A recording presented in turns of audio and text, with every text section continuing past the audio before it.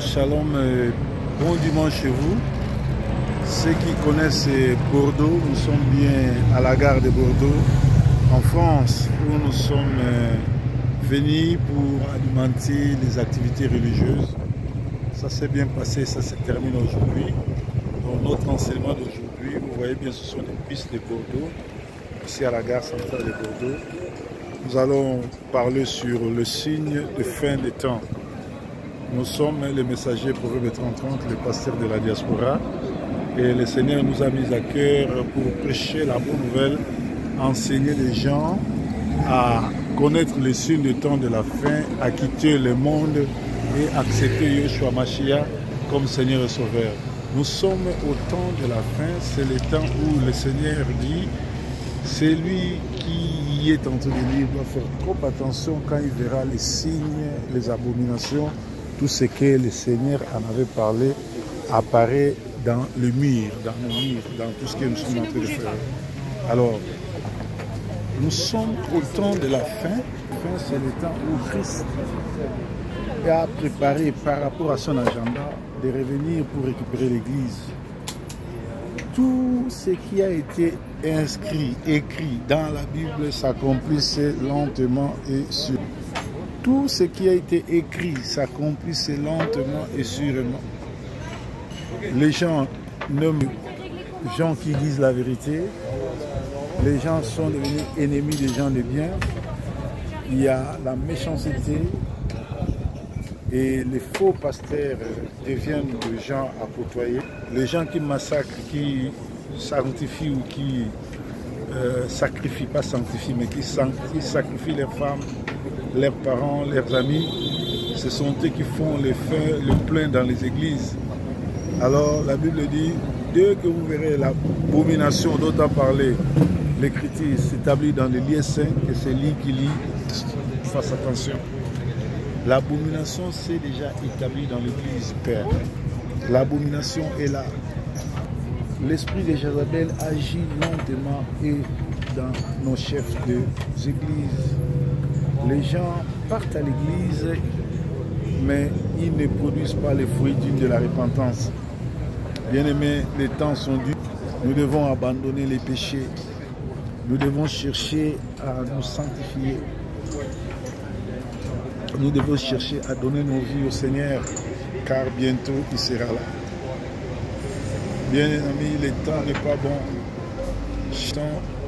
Quand il se retrouve encore, cherchez Yeshua Mashiach.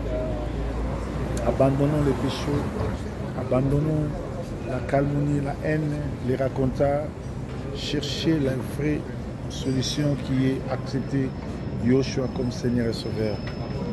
Bientôt, ça sera la fin du temps. La Bible dit, c'est un mauvais temps. Il y aura des cris et des tremblements de terre. Il y aura des gens qui vont grincer leurs dents parce qu'ils n'auront que leurs yeux pour pleurer. Nous devons accepter Yeshua Mashiach comme Seigneur et Sauveur. Nous devons abandonner et tuer l'homme intérieur. Nous devons fuir les péchés. Nous devons produire les fruits dignes de la repentance. Nous devons prouver l'amour du prochain. Nous devons accepter Yeshua comme Seigneur. Quitter les sectes, quitter les nizam. Arrêtez de raconter des histoires. Arrêtez la calomnie, arrêtez de tuer, arrêtez les fétiches. Ce Dieu qui donne et ce Dieu qui nous a appelés dans le ministère, nous ne devons pas aller faire l'alliance avec les diables, les démons pour amener les troupes dans l'église. Alain Moloto Didier disait, le Dieu de toute force, le Dieu qui est au-dessus de tous les esprits, le Dieu qui règne au-dessus de tout ce qu'on appelle Dieu. C'est celui-là, le Seigneur des armées. C'est celui-là qui nous a appelés. C'est celui-là qui est mort sur le poteau pour que toi et moi nous soyons sauvés. Alors lui n'aime pas qu'on puisse les mélanger avec les ou le truc fabriqué par les gens. Il ne faut pas les associer la sorcellerie, la maçonnerie et la franc-maçonnerie et avec les statues. Parce que toutes ces choses-là ne sauvent pas. Tous ces gens-là ne sont pas morts sur le poteau pour que toi et moi nous soyons sauvés. Voilà, bien-aimés, nous avons passé le temps. Le peu de temps qui nous reste, c'est d'accepter Yeshua Mashiach comme Seigneur et Sauveur, d'abandonner les péchés. L'abandon les péchés. La Bible dit, celui qui donne sa vie au Seigneur, on le reconnaît par les fruits dignes de la repentance. Tu ne peux pas prétendre rencontrer le Seigneur, servir Dieu, accepter Yeshua Mashiach comme Seigneur et Sauveur et continuer à vivre comme un païen. Continuer à vivre dans la fornication. Continuer à détruire les couples des gens. Continuer à voler, à violer, à toucher aux fétiches.